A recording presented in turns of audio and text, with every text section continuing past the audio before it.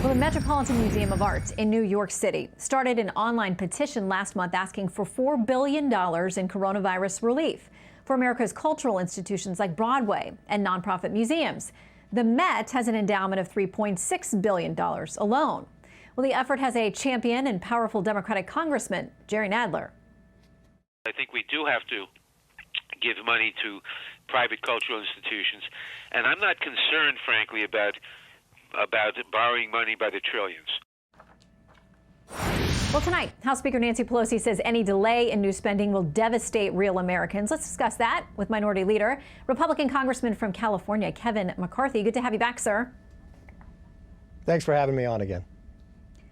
I want to play a little bit of the speaker tonight talking about this new fight over funding and how it does or doesn't come together. Here's what she said. We have to put money in the pockets of the American people, recognizing the pain, the agony that they are feeling. To those who would suggest a pause, I'll say the hunger doesn't take a pause, the rent doesn't take a pause, the hardship doesn't take a pause.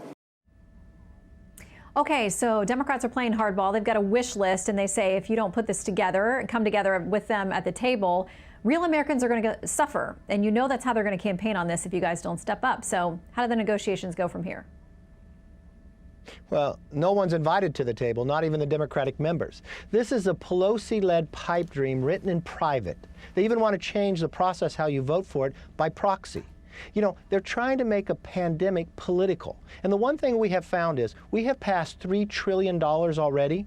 On top of what the Fed is doing, another $4 trillion, there's $7 trillion going into the economy. I think it would be appropriate that we make sure that money gets out into the businesses.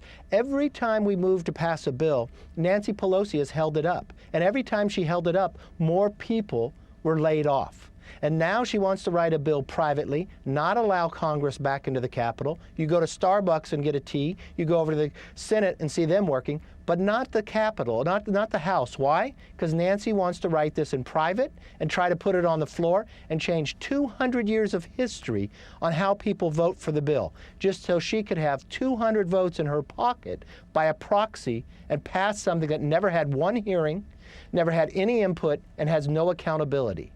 I think the founders would be appalled at what they're seeing today in Congress. Well, one of the sticking points clearly seems to be the money to go to states and localities, and Democrats are pushing for that, and they say that basically the feds need to write a check to these states and localities that are losing their tax revenue. They're facing really dire situations. A number of Democratic lawmakers have signed on to a letter saying this: we respectfully and urgently request $1 trillion in direct and flexible relief to states and local governments. Red and blue states alike are all faced with the same COVID-19 math as our Democratic and Republican mayors across our states. They say direct and flexible. What kind of strings would you want attached to money flowing from the Fed to the states? Well, first of all, before I spent hardworking taxpayers' money at $1 trillion, I'd want to know where it's going to go and why. Because we've already given almost $1 trillion to the states. There's another $150 billion sitting there. We gave them $500 billion in less than 1 month. Put that in perspective.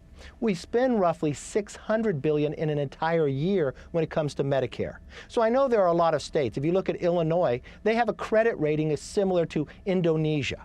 I'm sure they want a lot of money because they mismanaged a lot of things. Before any money went out, wouldn't you want to have one hearing before you pass another $3 trillion? Wouldn't you want to have any accountability? Wouldn't you want to actually see what did they do with the $1 trillion we already gave them before you want to write another check? This again, as you showed earlier, the Democrats don't care about how much money they spend. That's why they held up our help to those who were working in small business to get more money for the Kennedy Center, more money for the arts. They don't care about this. They want to make it politicized. They hold every single bill up. You watch the speaker smile in her freezer and said she said no to small business. They employ more people than any other business, and this went directly to their employees to keep them hired, and she smiled while she said it. Well, you know, they make the same accusations across the aisle that there are political things coming into play in every bit of this. But we're going to watch as this plays out on the Hill, because the American people, many of them still are in desperate need, but many of them are also raising concerns about debt and how far this is going to go, and the construction that should be in process for this money that goes out. Mr. Minority Leader, good to have you back with us.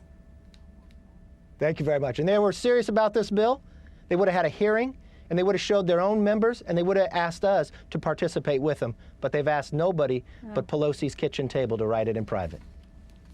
We'll keep asking questions. Thank you.